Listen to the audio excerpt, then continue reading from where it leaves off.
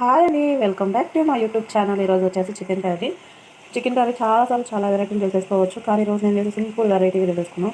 First అయితే గిన్నె పెట్టేసుకుని ఆయిల్ వేసేసుకొని ఆయిల్ హీట్ అయిన తర్వాత చికెన్ కట్ చేసిన ఉల్లిపాయ, పచ్చిమిర్చి, టమాటా, పసుపు, సాల్ట్ యాడ్ చేసేసుకొని ఉడికించేసుకోండి.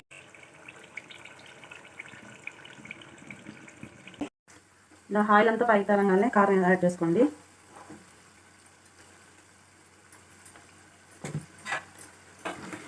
ఇదిగోండి, ఇవాళ అస్సలు వాటర్ యాడ్ చేయకండి చికెన్ కర్రీ. ఇలా ఆయిల్ మొత్తం పైకి తేరాక అల్లం వెల్లుల్లిపాయ పేస్ట్,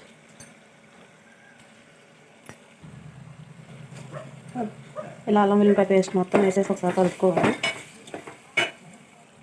ఇదిగోండి, మొత్తం ఈవెన్గా అల్లం వెల్లుల్లిపాయ పేస్ట్ పచ్చి వాసన పోయిన తర్వాత గరం మసాలా కొంచెం యాడ్ చేసుకోండి. లాస్ట్గా కొత్తిమీర, కొంచెం కరివేపాకు.